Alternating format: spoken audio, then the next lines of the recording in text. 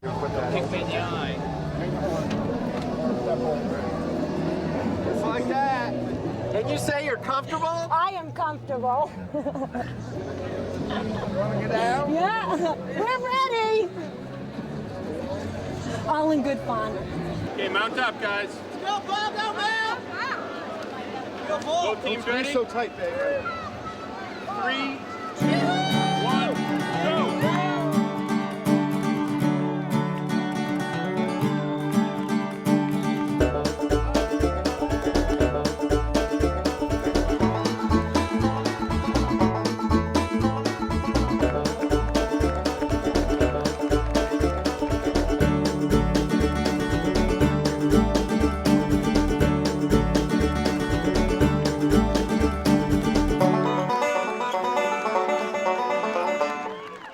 She ain't heavy, she's my wife.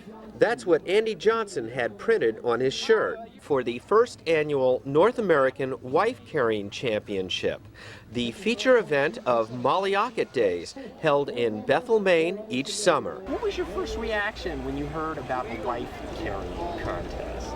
I laughed hard and he said, forget about it. He said if I was smaller like my friend Kim, he might think about it. Ooh. And how did you? I said, you must mean shorter like my friend Kim. She's 4'11". He goes, yeah, honey, whatever you said. Yeah. But Cynthia and David Bobby from nearby Bryant's Pond reached an accommodation. You see, David is a merchant marine and out to sea most of the year, so they thought this might be a good togetherness activity. But is this politically correct? Virginia Robinson from South Paris, Maine, had her doubts at first. My first reaction to this, I had seen it in the paper a few months back, and I thought it sounded rather sexist. And I can't quite tell you why, but I was struck as angry by it, and then I thought it was more fun than that. So we just decided to come yesterday. Okay, so you got over it. I got over it. Yeah. They did say men were the stronger sex, so I guess it would be better if, as I'm bigger, I can't see her carrying me too far. We throw them a bone once in a while and it makes them feel good. The idea of a wife-carrying contest comes from Sankijärvi, Finland. It is based on Finnish history and the story of a colorful bandit called Ronkainen the Robber.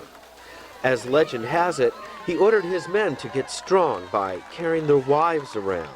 That's so they could raid nearby villages and carry off more women. Kind of Stone Age idea, but I think it's unique. It promotes togetherness, and actually, it's a lot of fun. John Mason, a dentist who lives and works in Bethel, came up with the idea to bring wife carrying to Maine. It was probably 4 or 5 years ago. I saw an article in the paper about the Finnish World Championship wife carrying contest, and a friend here and I happened to be going out for a run that day on our snowshoes, and we were out here and got talking about it and laughing about it so hard we had to stop. When we first started talking about it, I'm trying to think back, it was a meeting in February, and I questioned it. There were some issues with like the wife's weight in beer and, you know, being maybe not exactly the image they wanted to portray. Wife carrying, you know, John, I don't know. He had a picture, so I knew it was valid. But they overcame it and we cleaned it up, you know, from the Finnish one is quite a beer fest. And so we went to the website, and he brought in website pages for me to read, and, you know, I started researching it, and it sounded like something that could be, you know, really fun. 48 couples signed up to run a 300-yard course that includes obstacles such as 2 log hurdles and a 25-foot-long water trough. Points are taken off if you drop your wife. The winning team gets a trip to Finland for the World Wife Carrying Championship, and more importantly, the wife's weight in beer. So you don't mind being the one that gets carried? No, worth my weight in beer. It's the only time I've ever been glad that I weighed this much, you know, just on the off chance that the Ironman triathlete, you know, falls or something. There are 3 basic ways to carry your partner: fireman's carry, piggyback,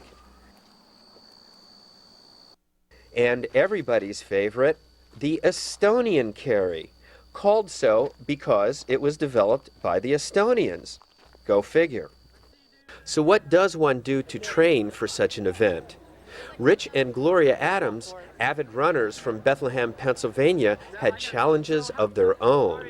Once the laughing stops, then you could actually train because it's so much fun.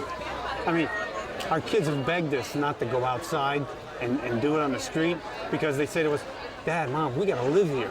So we go out into the back of our house. There's a driveway, and that's where we've been doing it in secret. Well, I thought they had a few screws loose in the head, but I already knew that. So, like, anybody who's going to run 20 miles for fun, definitely something wrong with them. What do you think of the view? The view's terrible. There's not much to see. And I am worried about the water trough. Oh, that's right. Yeah. You at least 4 feet off the ground, huh? I hope so. I'm not sure. You guys getting nervous? I'm nervous. I'm not nervous. I'm ready. And let the games begin.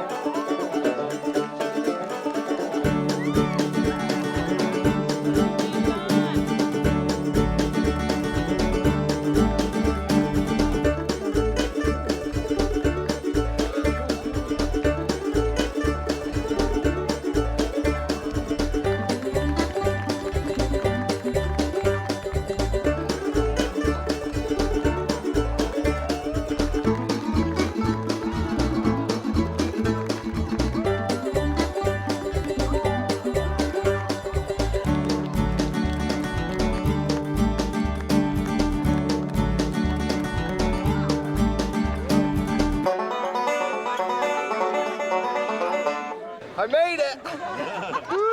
What a rush. It was fun. It really was. He did all the work. Look at the poor guy. I'm glad to be done. It was fun. It was great. In the end, Gail Guy and John Suter won the big prize with a time of 1 minute 16 seconds. And as promised, they received for their efforts a trip to Finland and Gail's weight in beer.